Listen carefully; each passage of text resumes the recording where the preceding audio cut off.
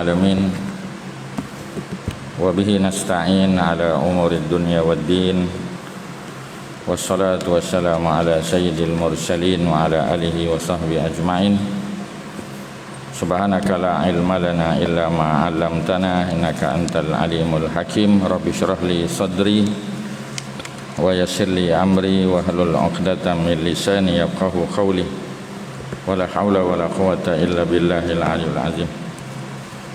Tuan-tuan muslimin, mudah-mudahan kita sama-sama dirahmati oleh Allah Subhanahu wa taala. Alhamdulillah, syukur kepada Allah Subhanahu wa taala, pagi ini kita masih diberi peluang oleh Allah untuk sama-sama kita mengimarahkan rumah Allah, dapat solat berjamaah subuh. Dan alhamdulillah ya, sambil kita menunggu terbit matahari tuan-tuan ya, kita isi dengan pengisian rohani ya, tadabbur Al-Quran dan beberapa perkara yang mungkin saya boleh kongsi bersama dengan tuan-tuan. Yang pertama tuan-tuan, biasa kalau saya datang ke masjid, kalau tuan-tuan datang sebelum subuh, tuan-tuan masuk dalam masjid, tuan-tuan tak payah niat tahiyatul masjid tuan-tuan. Kalau tuan-tuan datang sebelum subuh kita 5.50, tuan-tuan datang 5.30 atau 5.40, tuan-tuan masuk masjid, tuan-tuan angkat takbir, tuan-tuan niat tahajud saja. Tuan-tuan tak payah niat tahiyatul masjid. Benda ni ramai orang tak tahu tuan-tuan. Sebab tu ustaz bagi tahu kena mengaji tuan-tuan. Kena datang kuliah, kena dengar. Ya. Saya ulang sekali lagi ya. Kalau tuan-tuan masuk masjid pagi ya, sebelum subuh masuk. Subuh tak masuk lagi. Subuh 5.50. Tuan-tuan datang 5.30, tuan-tuan datang 5.20, tak apalah, maknanya sebelum 5.50. Tuan-tuan masuk aja masjid, tuan-tuan angkat takbir, Allahu Akbar, niat dia niat tahajud. Tuan-tuan tak niat tahiyatul masjid, tapi tuan-tuan dapat tahiyatul masjid. Faham tak tuan-tuan? Kerana solat tahiyatul masjid ya, dia solat yang sudah termasuk dalam solat yang kita nak buat. Kerana takrif solat tahiyatul masjid ialah solat sunat yang dibuat sebaik saja masuk masjid. Betul tak? Okey. Jadi kalau tuan-tuan masuk masjid waktu tahajud, selagi belum masuk subuh dia tahajud. Tahajud ni sepanjang malam tuan-tuan. Maknanya sejak tuan-tuan bangun tidur tu. Sebab tahajud kebiasaannya para ulama mengatakan, kebanyakan para ulama mengatakan mesti ataupun sunat tidur dulu. Tarawih dia tak masuk tahajud, tarawih, tapi dia termasuk solatul lail ataupun qiyam Ramadan ya. Dia ada beza tuan-tuan. Sebab itu tarawih dia tak perlu didahului dengan tidur, tapi tahajud sunatnya tidur ya. Kerana ada orang tak boleh tidur malam, ada ya. Contoh siapa tak boleh tidur malam? Yang jadi security malam tu, dia shift malam ya, jadi dia tak tidur. Jadi dia berjaga sampailah pukul 5 pagi. Jadi 5 pagi tu patutnya katalah nak tukar shift, orang lain nak masuk, ataupun dia nak berehat sekejap. Perlu tak dia tidur? Ya, tak perlu. Dia boleh ambil wuduk terus tahajud. Kerana tahajud tidak syarat tidur, tapi afdal tidur. Okey ya. Jadi kalau tuan-tuan masuk masjid sebelum waktu subuh, angkat takbir, niat tahajud saja. Tuan-tuan dapat tahajud dan tuan-tuan dapat tahiyatul masjid. Kerana tahiyatul masjid dia bukan solat khusus. Dia bukan solat khusus. Maknanya kalau tuan-tuan angkat takbir je, Allahu Akbar, tahajud, tapi dapat tahiyatul masjid. Perlu tak digabungkan niat? Niat tak gabung. Dalam Islam tuan-tuan, tuan-tuan puasa ke, solat ke, dia tak gabung niat.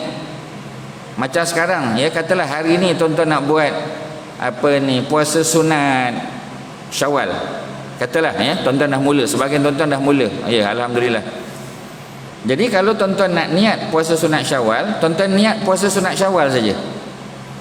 Tetapi ya, bagi orang perempuan yang ada qada Ramadan ya, sebab dia uzur, dia ada 7 hari 8 hari tinggal Ramadan. Jadi macam mana? Itu ada perbincangan ya. Tapi sebab muslimat tak ada hari ni, kita fokus pada muslimin je. Okey ya. Nanti kita jawab. Kalau ada soalan kita jawab.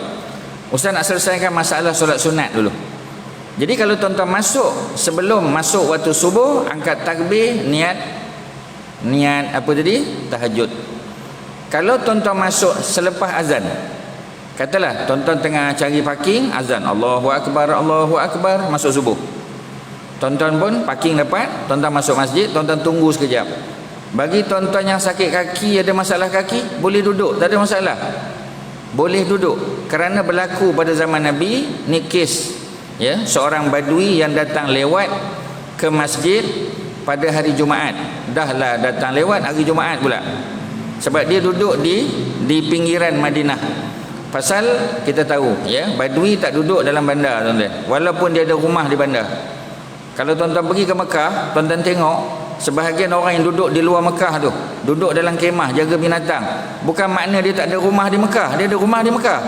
Tapi dia memang tak biasa duduk di rumah Mekah tu. Dia kena duduk di padang pasir juga.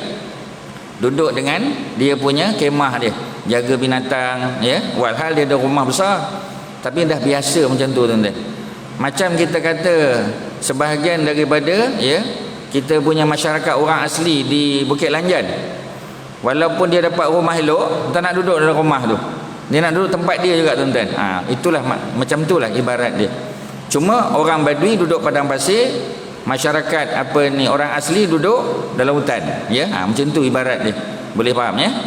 Jadi kalau tuan-tuan masuk selepas azan dikumandangkan, azan subuh, tuan-tuan masuk masjid, tuan-tuan jangan niat tahiyatul masjid. Tuan-tuan niat apa? Niat qabliyah subuh ataupun rakaatul fajri. Hadis tak sebut solat sunat subuh. Dalam hadis sebut 2 rakaat fajar. Fajar dengan subuh sama. Kalau tuan-tuan pergi Mekah Madinah, tuan-tuan tengok dia punya timetable macam ni. Timetable di Mekah Madinah. Tuan-tuan nak keluar masjid, tuan-tuan akan jumpa. Ya, macam kita tulis subuh, zuhur, asar, maghrib, isyak.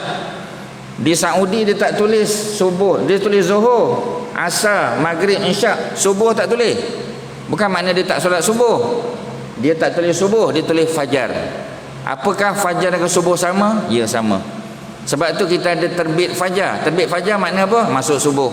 Cuma fajar ada 2. Satu fajar kazib, satu fajar sodik. Kalau tuan-tuan naik kapal terbang senang. Ya, pasal ustaz selalu bawa jamaah, tuan-tuan. Pergi banyak tempat dalam dunia ni, rata-rata lah, termasuk Palestin. Boleh cerita Palestin kejap lagi. Ya. Jadi kalau kita naik flight, ya, kalau kita nak tunggu waktu subuh, terutamanya kalau kita datang daripada Mekah balik ke Malaysia, daripada Turki balik Malaysia, Jordan balik Malaysia, maknanya kita akan bertemu dengan matahari. Ya, sebab matahari terbit daripada sebelah timur, kita datang dari sebelah barat. Matahari terbit, kita pun datang. Kita akan jumpa matahari tu, ya. Okey. Jadi kita akan tengok, kita buka kita punya tingkap kita tu, ya. Dia punya apa kita panggil istilah dia? Tirai dia tu lah. Jangan tuan-tuan pecahkan tingkap lah, ya. Tirai tu. Jadi tuan tolak, tuan tengok kadang-kadang macam ada satu garis merah, ya. Jadi kalau garis merah mula-mula tu, itu belum masuk waktu fajar lagi, tuan-tuan. Fajar, tapi dia panggil fajar kazib. Dalam bahasa Arab makna fajar kazib, fajar pembohong. Kazib tu makna pembohong, ya. Maknanya belum masuk waktu lagi, tunggu kejap, ya. Nampak cerah sikit lagi, tuan-tuan, ya. Baru dia panggil fajar sodik. Jadi fajar sodik tu baru masuk waktu subuh. Itulah solat sunat subuh 2 rakaat. Jadi bila tuan-tuan masuk masjid, ya, dah masuk waktu subuh, tuan-tuan angkat takbir, apa tuan-tuan? Qabliyah subuh ataupun 2 rakaat fajar, solat sunat fajar. Dapat tak tahiyatul masjid? Dapat. Kerana tahiyatul masjid itulah solat qabliyah subuh, tuan-tuan. Maknanya kerana solat sunat tahiyatul masjid itu ialah solat sunat yang tuan-tuan masuk je masjid, tuan-tuan buat. Kalau pada waktu itu ada solat lain, tuan-tuan utamakan solat lain, ya. Kerana solat sunat qabliyah subuh dia sunnah muakkadah.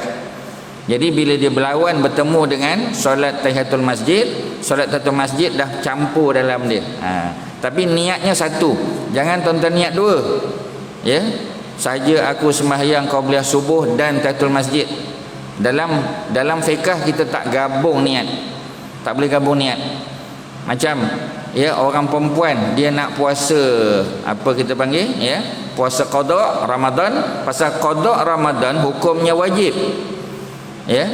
Tapi puasa sunat apa ni Syawal hukumnya sunnah muakkadah, betul? Ya. Jadi bila isteri tuan-tuan niat, dia niat apa dia? Dia niat qada Ramadan. Dia tak niat apa kita panggil, ya, tak niat Syawal. Ya. Sepatutnya begitu tuan-tuan. Sebab qada mesti diutamakan.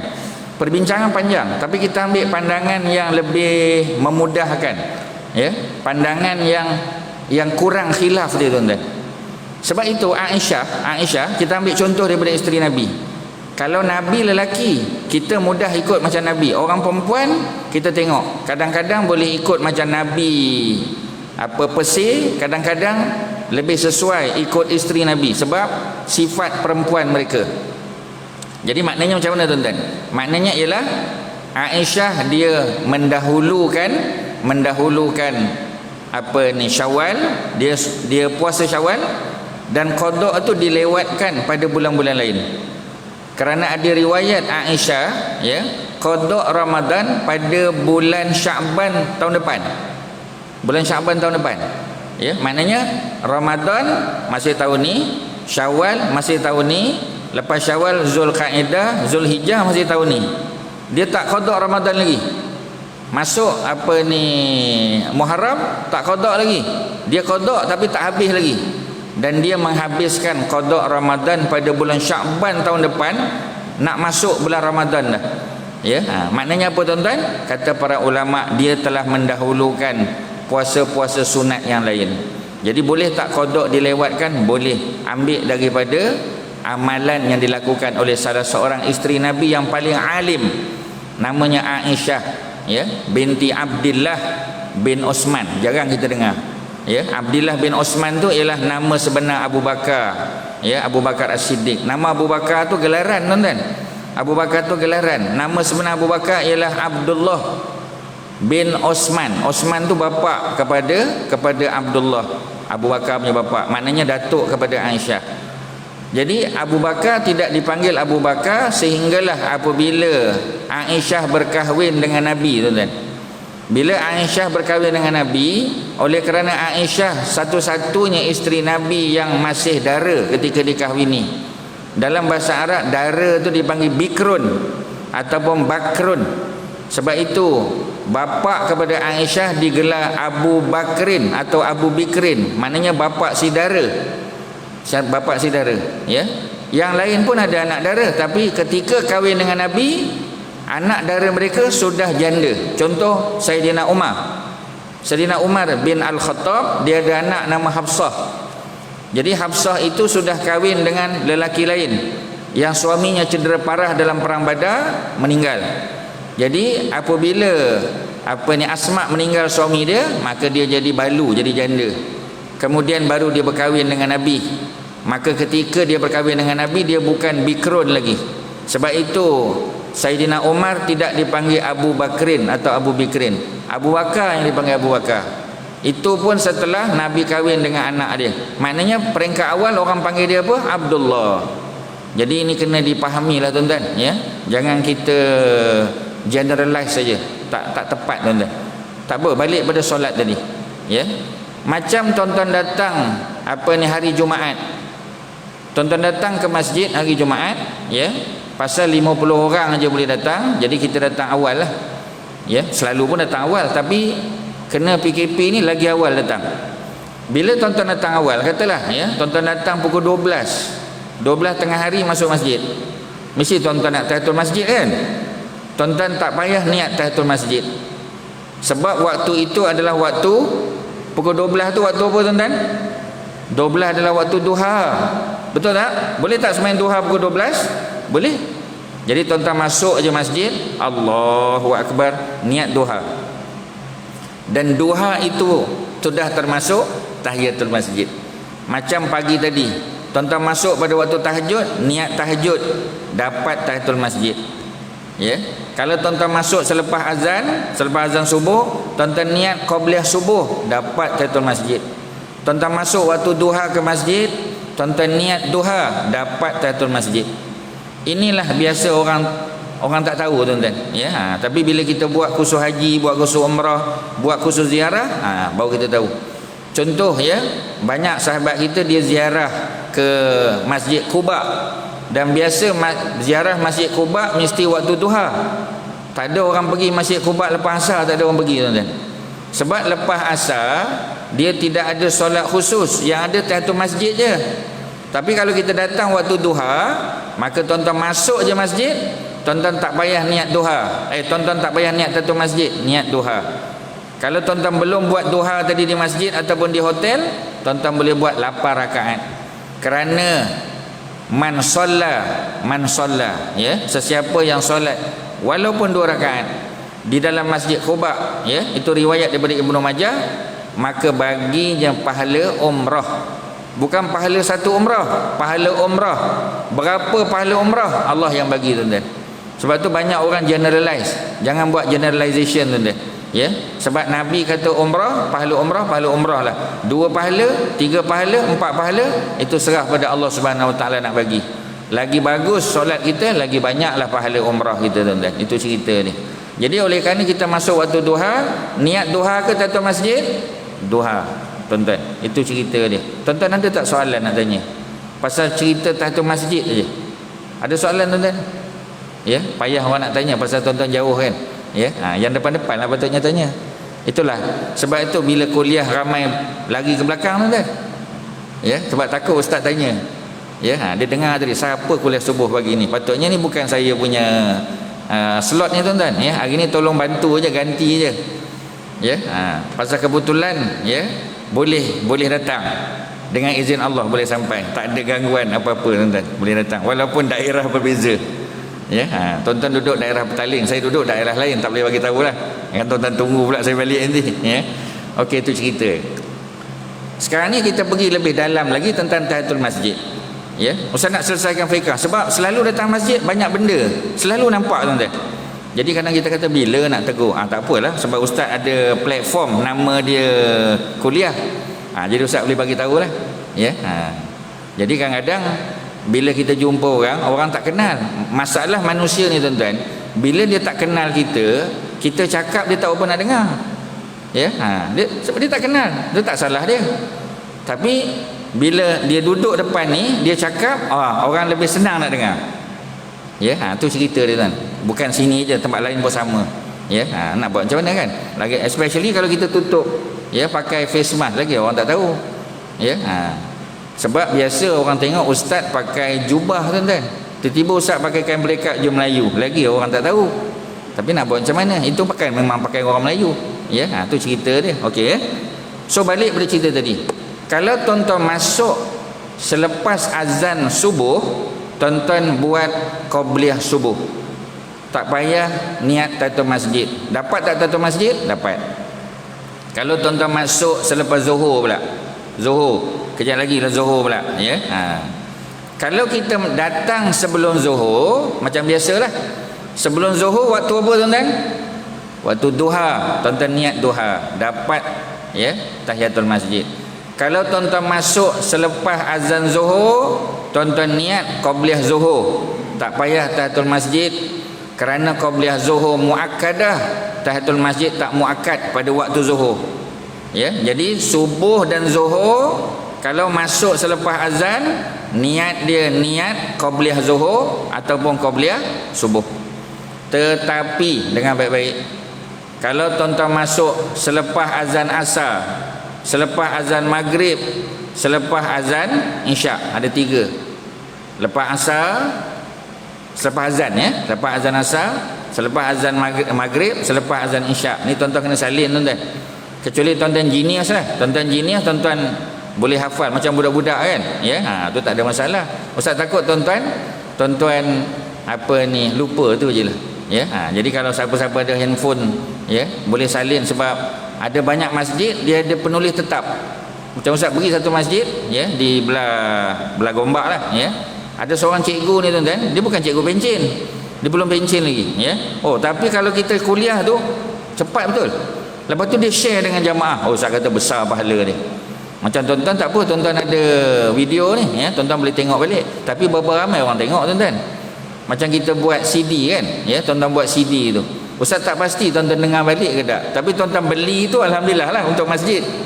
Ya, tapi tuan-tuan dengar balik tak? Ustaz tak jamin tuan-tuan dengar. Mungkin daripada 100 orang yang beli, adalah 13 orang yang dengar mungkin. Alhamdulillah, jadilah. Okey ya. So, kalau tuan-tuan masuk lepas azan asar, lepas azan maghrib, lepas azan isyak, maka tuan-tuan buat tahiyatul masjid. Sebab qabliyah asar, qabliyah maghrib dan qabliyah isyak dia tidak muakkadah. Jadi oleh kerana tidak muakkadah, dia balik kepada hukum asal, masuk masjid tahiyatul masjid. Ustaz dah bagi tuan-tuan 5 situasi. Ustaz ulang balik bagi faham. Ya, sebab tak nak tuan-tuan tahan ustaz kat kereta je lagi. Ya, kejap lagi tuan-tuan ustaz nak masuk kereta, tuan-tuan pun tahan. Ustaz tadi saya nak tanya tapi saya duduk belakang. Itu alasan biasa tuan-tuan. Tadi saya nak tanya tapi saya segan. Itu pun alasan biasa. Jadi untuk mengelakkan tuan-tuan bagi alasan tu, ustaz selesaikan masalah tuan-tuan. Apa dia? Kalau tuan-tuan masuk masjid pada berapa waktu tadi? Ya, pada 5 waktu tadi. Ya, selepas azan. Selepas azan subuh, niat qabliyah subuh. Selepas azan zuhur, niat qabliyah zuhur. Tetapi selepas azan asar, maghrib dan isyak, tahiyatul masjid. Sebab qabliyah dia tidak muakkadah. Selesailah tuan-tuan 5. Ya. Isunya kalau tuan-tuan masuk sebelum azan pula. Kalau masuk sebelum azan subuh, niat tahajud. Kalau masuk sebelum azan zuhur, niat duha. Kalau masuk sebelum azan asar, sebelum azan asar tahiyatul masjid juga. Pasal apa? Sebab dia tak ada lagi solat lepas antara zuhur dengan asar tu, dia hanya ada ba'diyah zuhur. Ba'diyah zuhur dah selesai dah. So tak ada solat lain melainkan tahiyatul masjid. Ya. Sebelum maghrib, kalau tuan-tuan masuk sebelum maghrib, sama juga. Sebab waktu asar dengan maghrib tak ada solat sunat, melainkan tahiyatul masjid. Itu cerita dia. Antara maghrib dengan isyak sama juga tuan-tuan. Dia tak ada sembahyang khusus.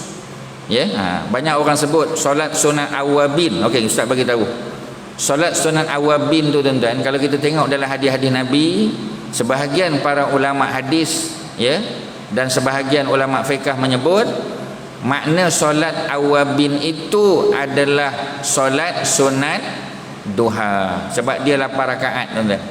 Ya, ketika mana ya para sahabat bertanya kepada Nabi tentang waktu solat duha yang terbaik, Nabi bagi penyelesaian dengan melihat fenomena alam pada masa itu. Kerana zaman Nabi jam tak ada lagi. Bila jam tak ada lagi, teknologi jam ni tak ada, maka kebiasaan masuk waktu sesuatu ibadah itu dilihat pada suasana dia. Ya, suasana dia tuan-tuan. Jadi suasana yang ada pada waktu duha yang terbaik itu ialah pada anak-anak unta yang baru bercerai susu. Anak unta ya, baru bercerai susu. Bulu dada dia ni belum banyak lagi. Bulu dia belum tebal. Ya, itu dalam kitab Bulughul Maram, Ibnu Hajar Al-Asqalani, ulama besar, ya, mufti besar mazhab Syafi'i di Mesir tuan-tuan. Dia ada buku nama dia Bulughul Maram. Dia juga yang mensyarahkan Sahih Bukhari. Ni tokoh hebat, ya, Ibnu Hajar Al-Asqalani, yang berasal daripada Asqalan. Asqalan tu di mana?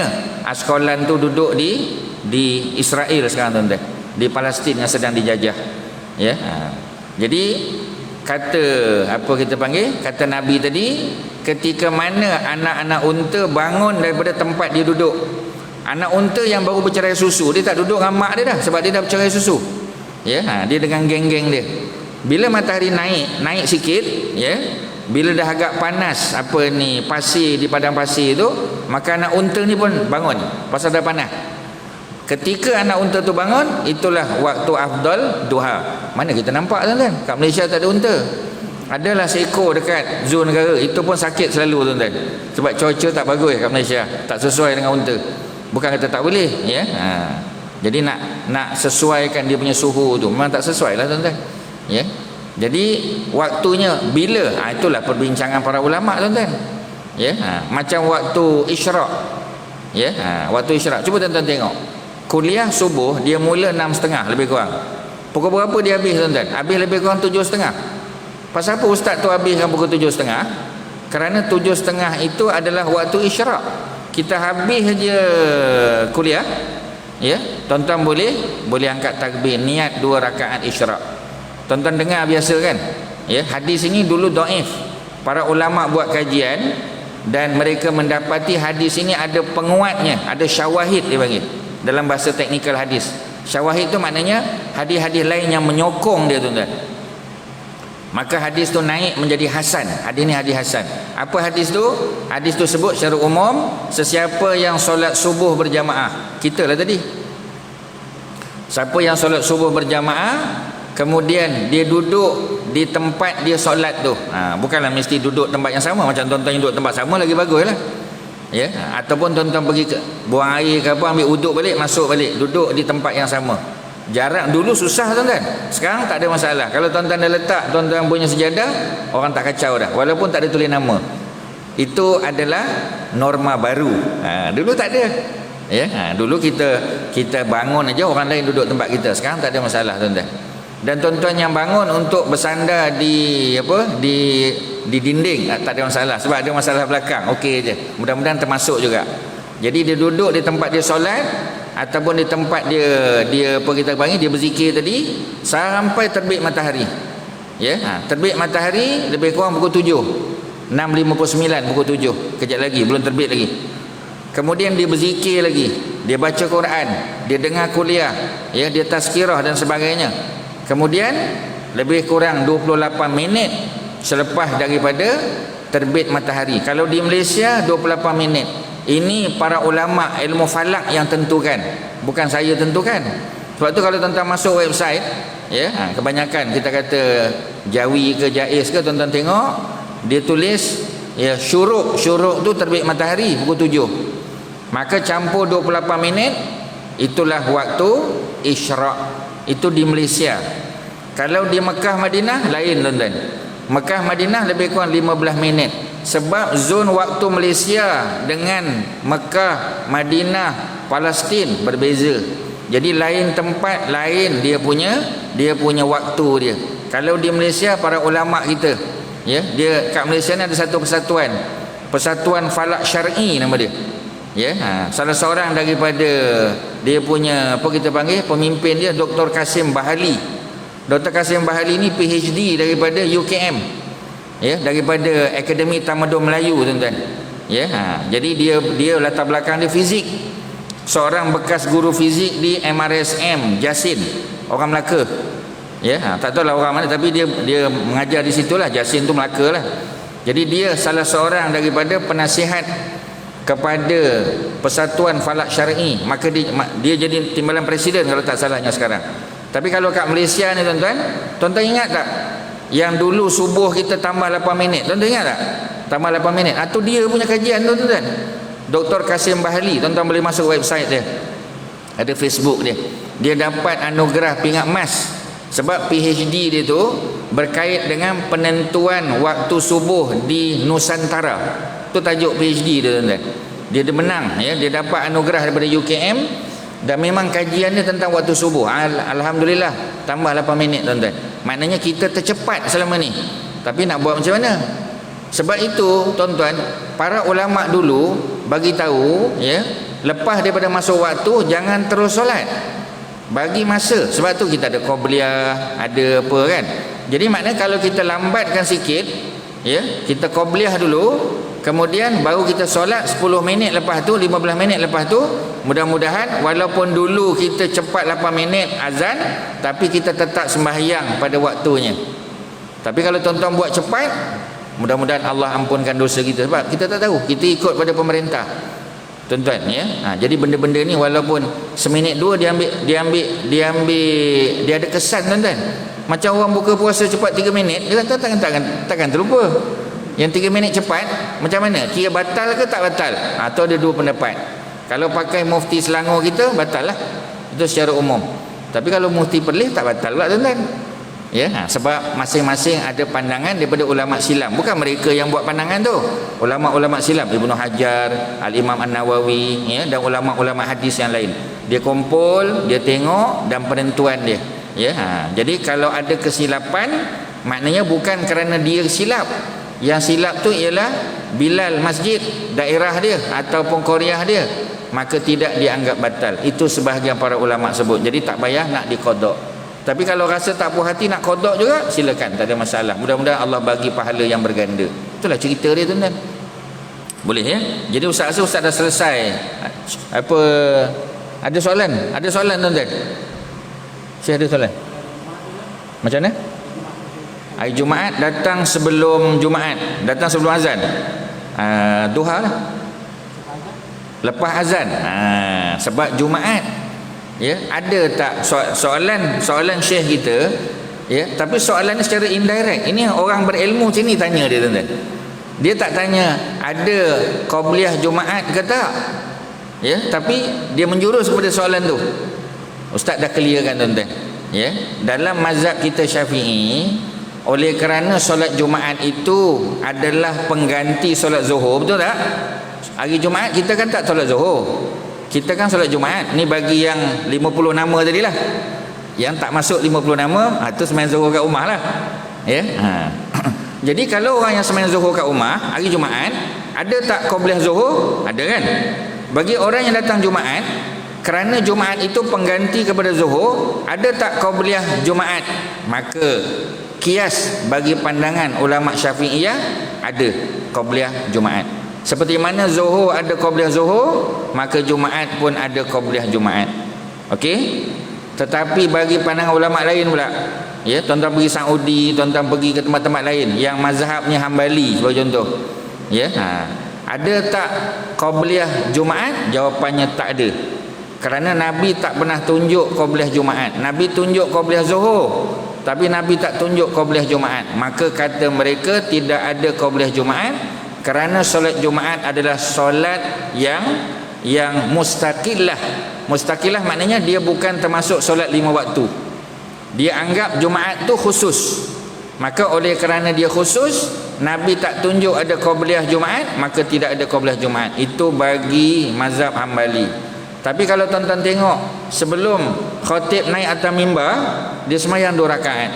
Dia sembahyang 2 rakaat. Kadang-kadang kita nampak sembahyang apa tu? Dia panggil solat intizar. Istilah dia, solat menunggu. Selagi khatib tak naik atas mimbar, dia sembahyang 2 rakaat. Kita tanya dia, adakah ini qabliyah Jumaat? Dia kata tak ada qabliyah Jumaat. Yang ada solat intizar. Tapi dia akan sembahyang lebih daripada kita lagi, tuan-tuan. Ya, sebab itu dalam mazhab Hambali. Selesai masalah.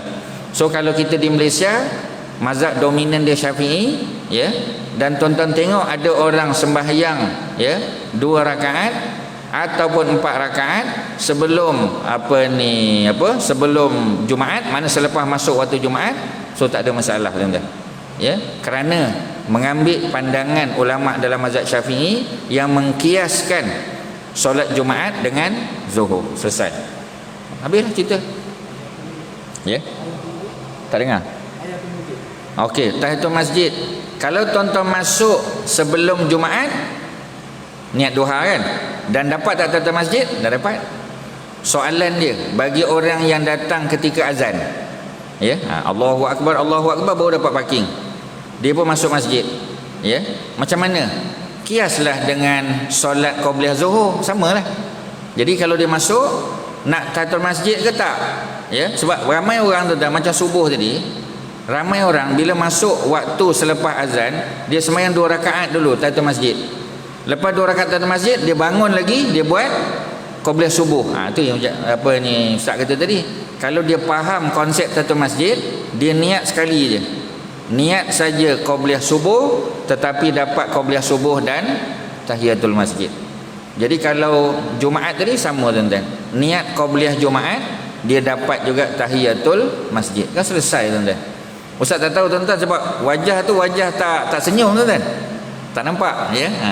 Nampak mata je, tuan-tuan. Jadi ustaz harap tuan-tuan faham. Kalau tuan-tuan ada soalan boleh tanya, tak ada masalah. Kalau tuan-tuan nak apa kita panggil, ya, nak WhatsApp pun boleh juga. WhatsApp masih boleh pakai? Boleh pakai? Masih ada, Okey, ustaz tak buka tadi. Okey, ada soalan lain silakan. Kalau masuk tengah khutbah, okey, soalan yang bagus. berlaku zaman Nabi, Badui tadi. Hadis riwayat Imam Muslim. Hadis ni hadis yang sahih. Seorang Badui datang lambat. Ya, mungkin kenderaan dia ke ataupun jarak jauh. Bila dia sampai dalam masjid, Nabi sedang khutbah. Cuma tak sebut khutbah pertama ke khutbah kedua. Bila dia masuk, dia dengar khutbah Nabi, dia berminat. Memanglah Nabi khutbah ni orang minat tuan-tuan. Dia pun duduk. Tapi Nabi nampak dia duduk. Dan Nabi tanya pada dia, hal raka'ta raka'atain. Mana dah solat tak 2 rakaat? Maksud 2 rakaat tu ialah tahiyatul masjid. Sebab okey, dah subuh, ada apa? Syuruk. Ya. Syuruk tuan-tuan jangan solat lagi. Ni waktu manhi dia panggil. Waktu manhi itu waktu yang dilarang. So tak boleh solat lagi. Kalau di Malaysia tunggu berapa minit tadi? 28 minit. Itu Malaysia punya. Kalau Mekah Madinah 15 minit. Beza pasal apa? Sebab zon waktu lain-lain. Pasal kita dengan apa kita panggil ya, dengan Mekah, Madinah, Palestin beza 5 jam. Ya, jadi mana kita pukul 7, pukul berapa dekat Masjid Aqsa sekarang? Tolaklah 5. Berapa pukul? Mereka baru pukul 2 pagi. Masih tidur. Ya. Jadi macam itulah cerita dia tuan-tuan, ya. So balik pada apa kita panggil soalan haji tadi, kalau masuk ketika khatib sedang khutbah, ya, macam sahabat tadi, Nabi pun tegur dia. Dia kata belum, dia bagi isyarat lah, ya. Nabi kata, "Kum, bangun. Irka' raka'atain." Solat 2 rakaat. Jadi walaupun khatib sedang khutbah, bangun dan solat 2 rakaat. Dia dah duduk dah. Ya, tadi Ustaz bagi hujah ni untuk orang yang dah duduk. Kemudian dia bangun balik. Boleh tak? Boleh, tak ada masalah. Jadi kalau tuan-tuan masuk tengah azan, tuan-tuan memang tak boleh. Nak bersandar tak ada tempat, nak duduk atas kursi tak ada. Jadi terpaksa duduk bawah. Boleh tak? Boleh duduk. Nanti boleh tak bangun untuk qabliyah? Boleh, tak ada masalah tuan-tuan. Duduk tadi tidak membatalkan waktu solat tahiyatul masjid atau qabliyah, tak ada masalah. Ya. Jadi kalau khatib sudah naik atas mimbar, tidak ada lagi qabliyah Jumaat, ya. Yang ada ialah tahiyatul masjid. Itu cerita dia. Selesai tuan-tuan. Ada apa-apa soalan? Silakan. Tuan-tuan jauh nak tanya payah, ya. Tuan-tuan ada yang WhatsApp ke? Tak ada nampaknya. Okey tuan-tuan, ya. Tak ada soalan, ya. Jadi kalau tak ada soalan, tadi Ustaz janji nak tengok surah Ali Imran tuan-tuan, ya, tak tengok lagi. Kena tengok, ya. Jadi kita tengok ayat 67 surah Ali Imran. Walaupun satu ayat tak apa tuan-tuan. Sebab nak tahu cerita pasal apa ni orang Kristian, orang Yahudi ni, pasal apa dia rasa agama dia betul tuan-tuan. Ya, pasal apa dia selalu anggap agama dia betul, Islam ni salah. Sebab apa? Ya. Sebab pada ayat yang ke-67 tuan-tuan. Ya, ni nanti dinafikan tuan-tuan. Ya, dia ayat ni panjang daripada atas. Ya. Ayat ni bermula daripada ayat 65.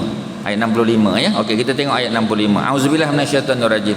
Surah Ali Imran surah 3 ayat 65. Tuan-tuan boleh buka handphone masing-masing, ya, ataupun boleh capai Quran. Auzubillahi minasyaitonirrajim. Ya ahlal kitab, wahai ahli kitab. Ahli kitab ada 2 saja. Ya, al-Yahud wan Nasara, 2 je. Yahudi dan Nasrani, ya. Yang orang Israel sekarang ni, orang Israel ni bukan Yahudi tuan-tuan. Mereka bukan Yahudi, mereka Zionis. Dari segi susu galuh, kebanyakan mereka ini bukan berasal daripada keturunan Nabi Yaqub, bukan. Keturunan Nabi Yaqub adalah anak Nabi Yaqub, ada 12 semua. Termasuklah Nabi Yusuf, Bunyamin, Lawi, Yahuda, Syam'un, ada 12 semua. Itu adik-beradik Nabi Yusuf, ya. Cerita Nabi Yusuf surah 12 dalam Quran. Mengapa surah 12? Kerana Allah nak bagi tahu adik-beradik Nabi Yusuf 12 orang. Sebab tu surah 12. Ya, okey. Keluarga Yaqub dalam Quran Allah panggil dia Israel. Yaqub tu gelaran dia dalam Quran Israel. Apa makna Israel? Hamba Allah. Isra maknanya abdun, Il maknanya Allah, Israel hamba Allah. Tuan-tuan, kita kena faham cerita Quran tu. Ya. Jadi bila kita sebut Bani Israel, Bani makna anak-anak keturunan. Bani Israel, anak-anak keturunan Nabi Yaqub, ada 12 orang tadi. Daripada 12 ni tuan-tuan, sebahagian besarnya tak duduk di Palestin. Mereka duduk di luar. Tuan-tuan tengok tak?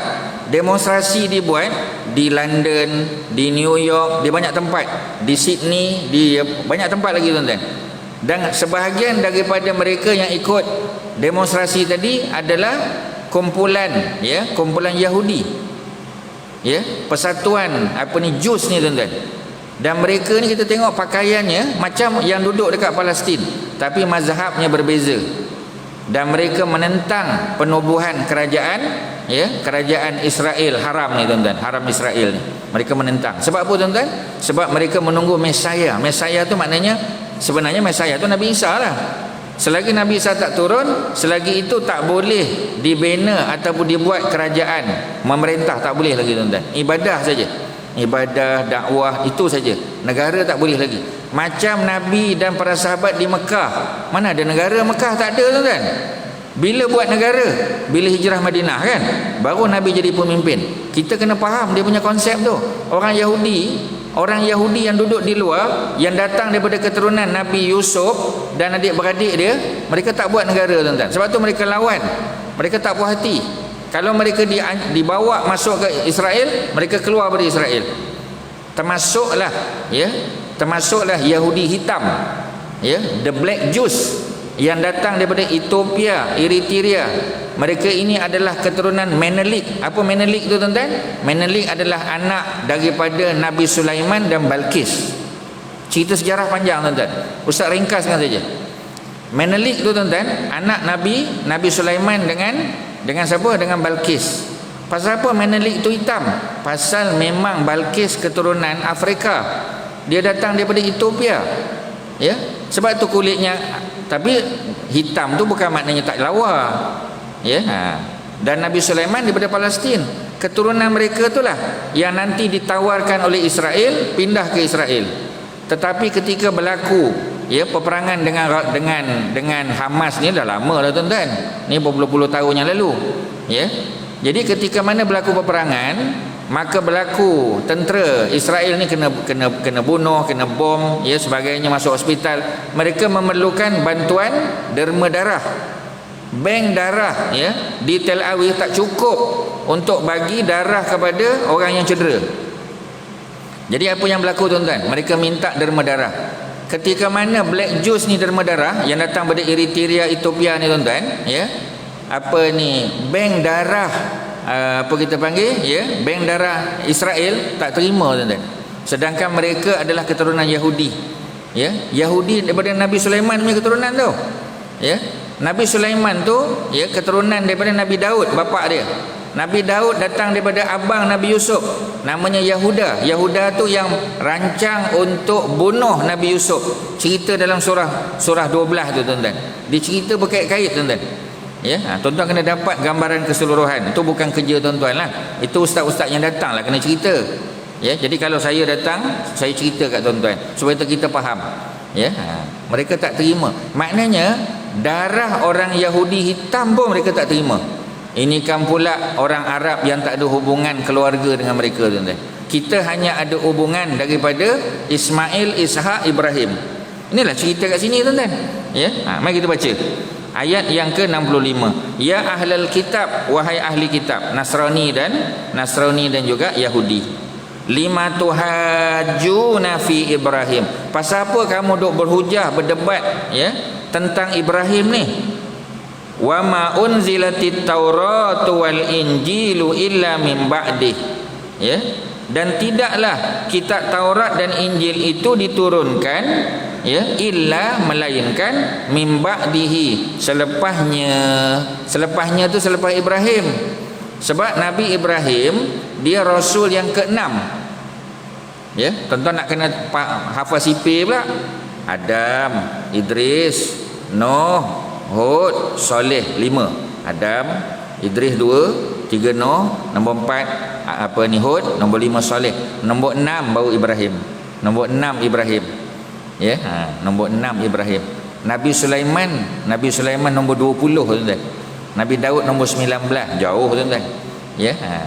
Tapi di tengah-tengah tu ada Nabi Yaqub.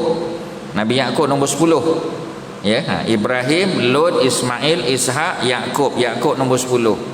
Ya, Nabi Yusuf nombor 11. Ya, Nabi Yusuf nombor 11. Jadi abang Nabi Yusuf nama dia Yahuda.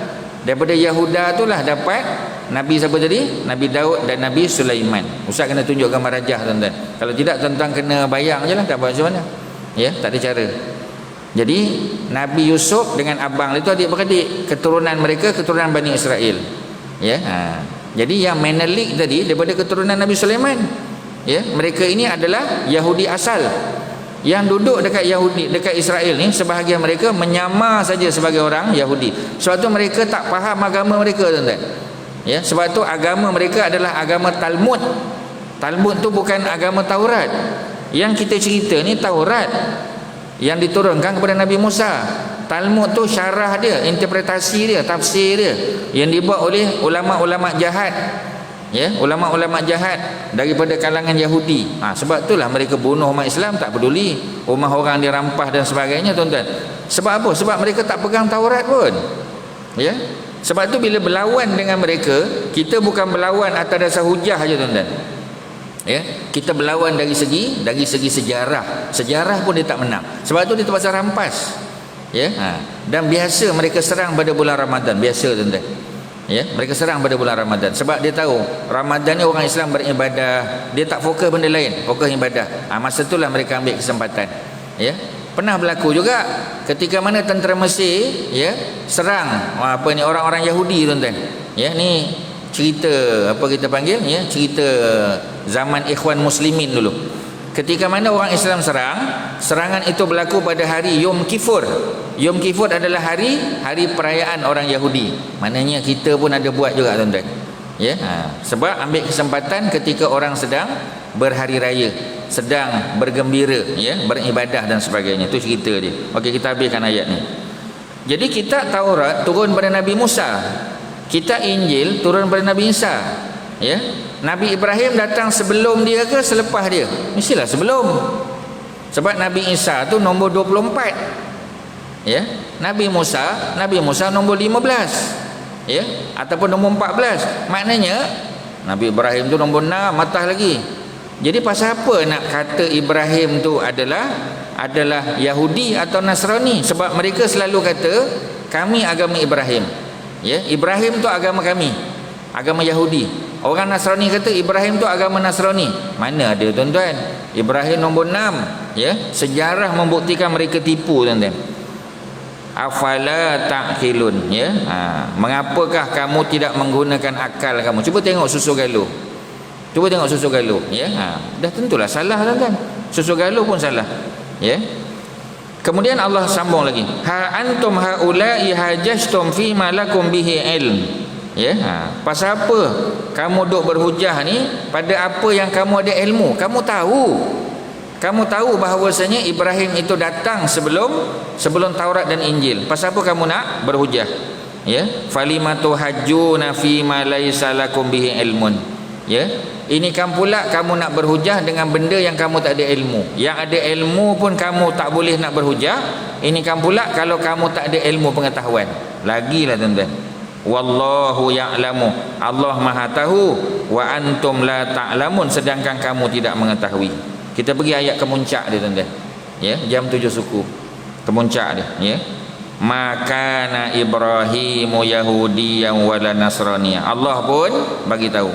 Ya, Ibrahim itu bukan Yahudi wala Nasraniyan, bukan Nasrani. Yahudi pun bukan, Taurat pun bukan, Injil pun bukan, tuan-tuan. Walakin akan tetapi kana hanifan muslimah, akan tetapi Nabi Ibrahim itu adalah seorang hanif, muslim, ya, agama lurus.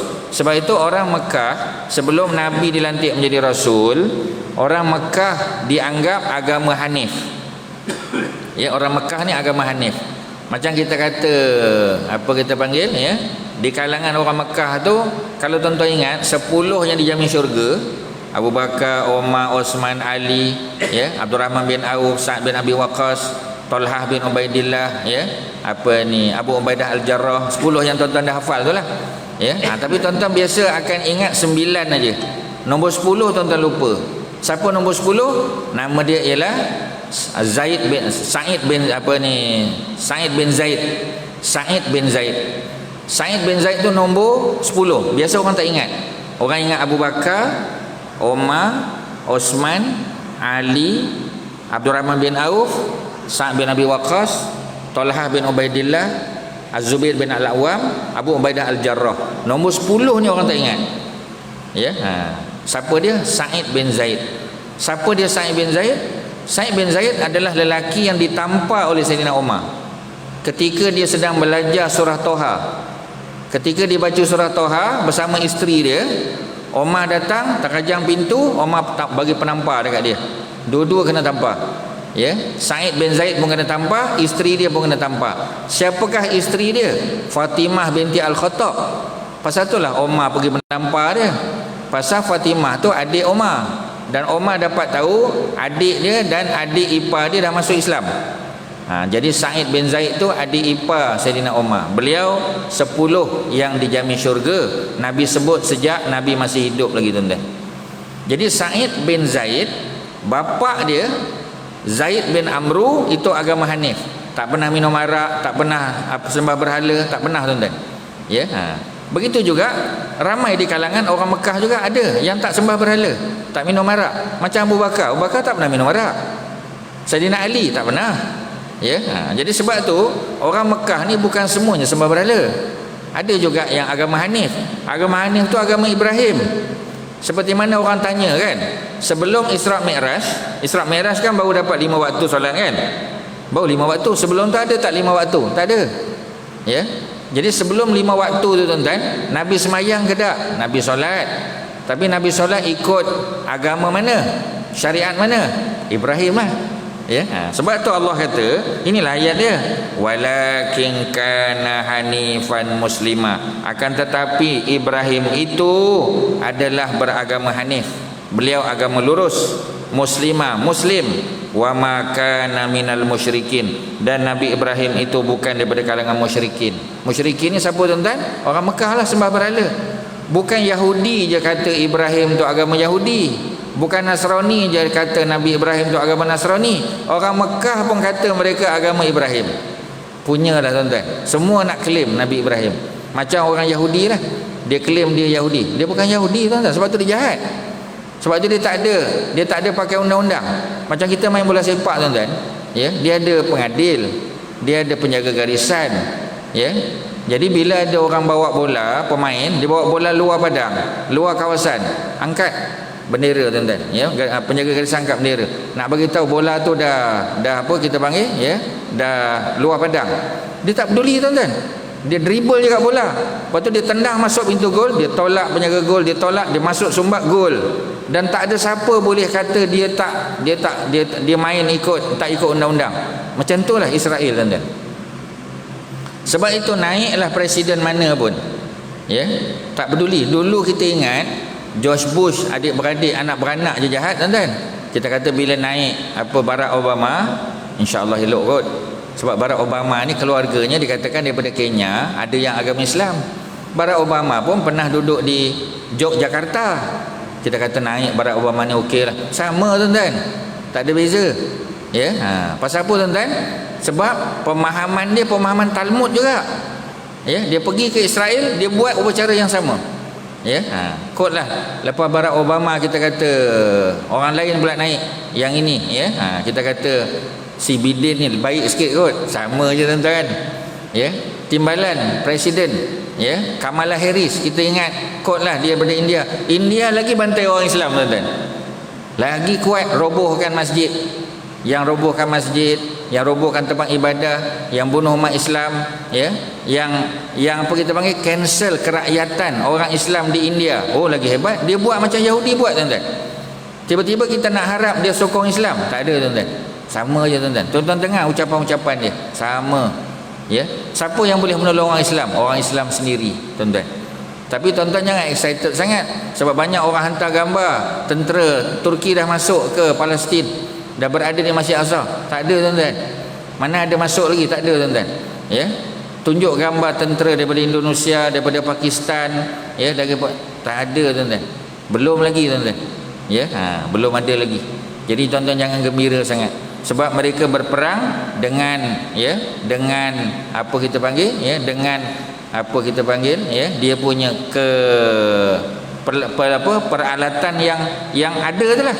Ya, Brigade Al-Qassam ke apa semua sebagainya, jihad Islami ke, apa yang ada je tuan-tuan. Ya, jadi maknanya semua di dalam, melainkan adalah sikit sebanyak, ya, bantuan, tapi datang daripada pihak Syiah, datang daripada Iran, ya, datang daripada Hizbullah. Hizbullah tu sekutu Iran. Hizbullah, ya, tuan-tuan bertahu, ya, Hizbullah memang selalu berperang dengan Israel tu. Jadi melalui Hizbullah lah masuk. Sebab Hizbullah tu duduk di Lebanon. Lebanon dengan Palestin sempadan di utara Lebanon. Di sebelah kanan ialah Jordan, ya, di sebelah timur. Di sebelah barat ialah Mesir. Ya, Mesir ada hantar bantuan dalam bentuk ambulans, memang ada tuan-tuan. Nak hantar tentera jangan harap tuan-tuan. Ya, sebab presiden dia siapa tuan-tuan? Sisi. Tuan-tuan pun tahu bagaimana dia menumbangkan, ya, Dr. Morsi. Semua orang tahu.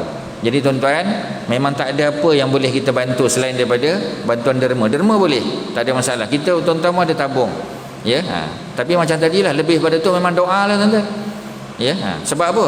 Sebab yang mereka harap ialah bantuan ketenteraan. Kita pun tak boleh hantar tentera tuan-tuan. Ya, sebab apa tuan-tuan? Sebab umat Islam dia tak ada persatuan yang boleh override, ya, Pertubuhan Bangsa Bersatu. Itulah isu dia tuan-tuan. Sebab tu kita balik pada Quran pun sama juga. Ya, orang Yahudi ni pasal apa mereka buat begitu? Sebab mereka rasa mereka tu adalah the chosen people. Mereka adalah golongan Sya'bullah Al-Mukhtar, umat, ya, bangsa, kaum Allah Subhanahu Wa Taala yang terpilih. Dulu memang betul. Tapi Allah dah tarik balik. Sebab itu dalam peristiwa malam Isra' dan Mi'raj, ya, Jibril minta Nabi Muhammad mengimamkan solat sunat sebelum Nabi naik ke langit. Sebelum Mi'raj, Nabi sampai di Masjid Aqsa. Setelah Nabi tambat Burak, ya, maka Nabi solat 2 rakaat di bawah Dome of the Rock. Dulu apa kita panggil, ya, gua batu di situ. Lepas tu keluar, Nabi dipilih oleh Jibril sebagai imam. Belakang Nabi itu semua Nabi-Nabi dan Rasul. Ada 124,000 Nabi dan Rasul. Ya, Rasul 313, sebahagian sebut 315. Tapi masuk nabi-nabi semua 124,000. Campur dengan 70,000 malaikat. Ini dalam hadis Ibnu Hibban disebut tuan-tuan. Ya, Sahih Ibnu Hibban disebut. Mengapa Nabi Muhammad dipilih sebagai imam? Sebab nak bagi tahu bahawasanya kekuatan ataupun pemerintahan, ya, dunia ini sudah bertukar daripada Bani Ishaq, itu Bani Israel, kepada Bani Ismail. Itu cerita dia tuan-tuan. Ya, jadi tuan-tuan, sekadar itulah yang boleh Ustaz kongsi. Cuma nak bagi tahu tuan-tuan, dalam 2-3 minit lagi masuk waktu Isra', kita boleh solat 2 rakaat. Selepas tu baru tuan-tuan balik. Mudah-mudahan kita dapat apa yang disebut oleh Nabi, sesiapa yang solat subuh berjamaah, kemudian dia berada di tempat solat dia, ya, maknanya dia duduk lagi tempat solat tu tuan-tuan. Berapa lama? Sampai terbit matahari. Lepas terbit matahari duduk lagi tuan-tuan sampai Isra', solat 2 rakaat. Maka baginya seperti mana pahala haji dan umrah, tamatin 3 kali Nabi sebut. Ya, yang sempurna tuan-tuan. Ya, sebab inilah kelebihan orang yang berada, ya, di mana-mana dalam dunia ni. Orang Mekah dia boleh buat umrah, orang Mekah boleh tawaf, ya. Kita yang duduk jauh tak boleh. Tetapi siapa yang buat subuh secara berjamaah, tiap-tiap pagi boleh dapat tuan-tuan. Subuh berjamaah, kemudian tunggu sampai matahari terbit, ya, berzikir, baca Quran, apa sajalah tuan-tuan. Ya. Jadi kemudian tunggu lagi sampai Isra' ni. Nak Isra' dah 1-2 minit je lagi tuan-tuan. Solat 2 rakaat. Angkat tangan doa pada Allah. Mudah-mudahan kita termasuk orang yang dapat pahala haji dan umrah yang sempurna. Walaupun hadis ini hadis hasan, tapi dari segi apa kita panggil, ya, dari segi amalinya, praktikalnya boleh kita amal. Walaupun dia tak sampai tahap yang sahih, ya, dia setakat hasan kita boleh pegang untuk amalan tuan-tuan. Jadi sekadar itulah yang boleh saya kongsi pada hari ini. Mudah-mudahan, ya, sedikit apa yang saya kongsi maklumat dan peraturan tadi, ya, tentang solat sunat tu tuan-tuan. tolong diulang-ulang kaji balik, ya, supaya kita buat tu betul, tak ada buang masa. Sebab kalau tidak tuan-tuan kelang kabut. Tuan-tuan masuk masjid azan, tuan-tuan nak sembahyang 2 rakaat tentu masjid, lepas tu nak buat qabliyah, tak sempat tuan-tuan, kelang kabut tuan-tuan, ya. Itu yang sembahyang patuk ayam tu tuan-tuan. Pasal apa? Sebab kelang kabut. Tapi kalau kita masuk tenang-tenang jawab azan, tuan-tuan buang kat takbir Allahu Akbar, solat qabliyah subuh, dan sudah termasuk tahiyatul masjid, kan lega tuan-tuan 2 rakaat. Baca Fatihah, ya, rakaat pertama qul ya ayyuhal kafirun, baca Fatihah rakaat kedua dengan qul huwallahu ahad, selesa tuan-tuan. Kita bagi habis salam, angkat tangan doa sekejap, iqamah pun dikumandangkan, dapat pahala dalam keadaan kita buat dengan apa kita panggil, dengan tenang, tidak kelang kabut, tidak istiqjal. Itulah, ya. Mudah-mudahan ada manfaat. Sekali lagi terima kasih kepada jawatankuasa masjid bagi peluang ustaz berkongsi ilmu pada pagi ni, ya. Mudah-mudahan apa yang ustaz sampaikan tu tuan-tuan amal lah tuan-tuan, dan tuan-tuan share pula dengan orang lain, ya. Dia jadi ibadah berganda pula. Orang lain buat atas sebab kita bagi tahu, kita pun dapat pahala seperti mana orang tu buat. Wassallallahu ala sayyidina Muhammadin wa ala alihi wasahbihi wasallam. Alhamdulillahirabbil alamin. Assalamualaikum warahmatullahi wabarakatuh.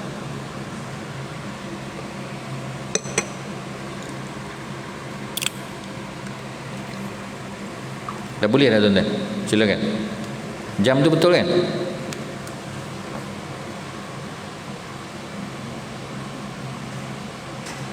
Curug 71 minit, 7.29 lah, ya.